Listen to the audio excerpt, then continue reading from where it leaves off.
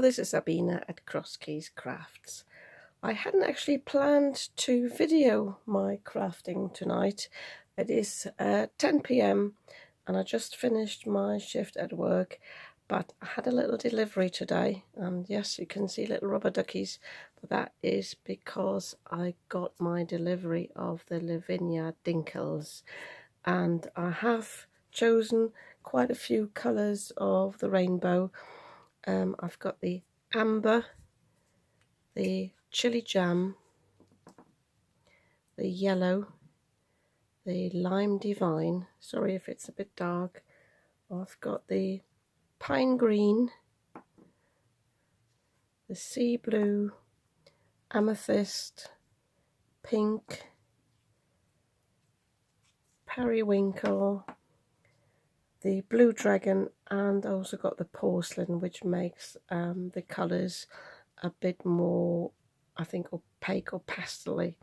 So, and I already had a few plays with this, but I just thought it might be quite nice actually for me to process what I'm doing. At the moment I'm just creating backgrounds. I will use these for cards later, but just for some information how you use these. If you have worked with brushos before, I think these are like brushos, but they're definitely higher pigmented, and that really vibrant colours. I have covered my craft table in a big sheet of paper. This is actually an old football poster from the pub, but I also have put some, you can't see this, I've put some paper on the edge actually here facing up, because I find with brushos, as soon as you spray water on them, it gives a very fine coloured mist. I don't know if you can see this here.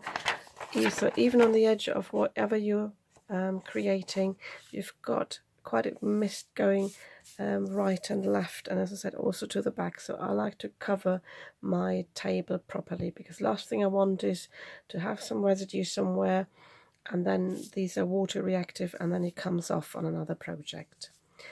So I'm just using some normal 300 GSM cardstock. This is not a particular watercolor cardstock, but because it is so thick, it can take quite a bit of water. And yes, the papers warp a bit, but I can sort this afterwards.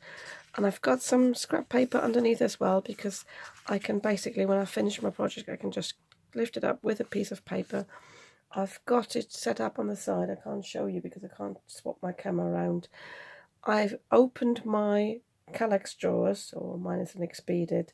I put trays on top, and this gives me some space where I can put my projects whilst they're drying. So I shall be doing this with this one as well. So I just quickly want to show you what I've done with these. So as I said, you can see the little rubber duckies. These are some pins, and what I do, so we did with these, a bit difficult to get out, which is good because it means they're properly sealed. So I poked little holes in all of these lids, and then just basically closes up the hole and keeps the powder in this container, because you don't really want to open this up unless you need a bit more. If you create some like a paint, watery paint, then you might need a bit more than just the powder.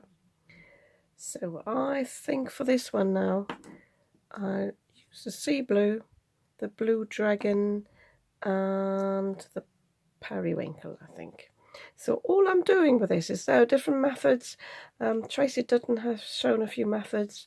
When they first presented them, she used wet cardstock and then poured the powders over. I prefer actually to use this on dry cardstock. So I just take this off and I just dab this a little bit, and then I'm not sure how well you can actually see that on the screen, but I basically put the powder all over the cardstock. Obviously you could have certain sections in certain colours. I just like the mix of it. So I'm doing this with all three colours. I might have to get different pins at one point because they do actually stick a bit too much. This one, by the way, the blue dragon, seems to be a bit finer. It comes out a bit finer than the other ones. The others are sort of a bit lumpier. but obviously that doesn't say anything about the quality, it's just different.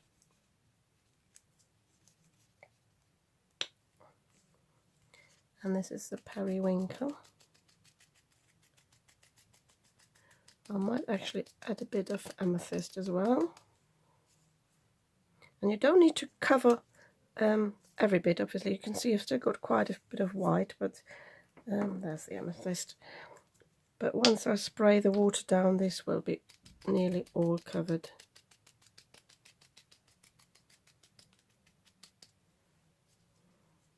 So, what I like about this process is you don't really have a lot of control over it. It is really, really creative. So I'm moving these out of the way because I don't want these to be covered either in spray. So I've just got my normal water bottle here. Gives a very fine spray, and I just spray the cardstock. And you can see it gives these explosions of colour. And don't know how well you can see this. Let me zoom in a little bit and move my camera over a bit. So you can see you've got these areas where the colour is actually running with the water, and then you've got areas where you've got this really, really fine speckle. I personally like the mix of these, and I like the areas where you've got streaks of paint because it's a bit like an explosion, but it's really up to you. So I just want to demonstrate for this one what happens if you add more water. Might even see if I can. No, I've got my light on full blast, but because it's late at night, you don't have a lot of light on it.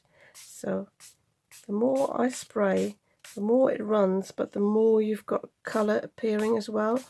So like the amethyst sort of comes out now, and I've got a bit of, it looks a bit like it's dry, so if I add a bit more there, it runs a bit more.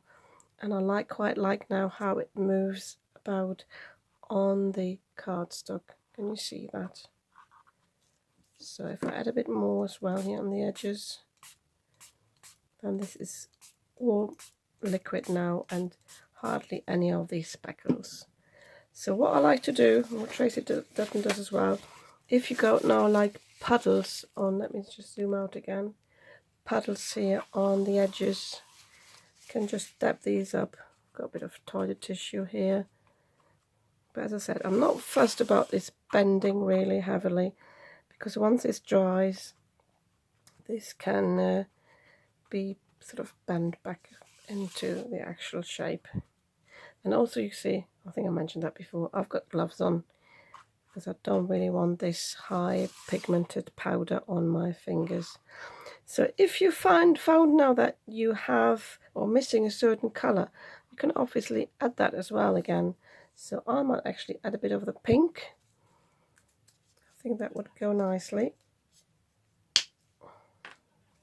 So I just pop a bit of pink there.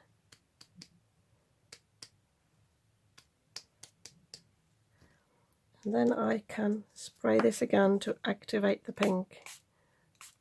I'll just get a bit lost on the dark blue there. But as I said, it doesn't matter. And if you find you've got too much water there, too much ink, just use a tissue and just dab it off a little bit. But I think this is really nice, and this would be really nice for an under the water theme.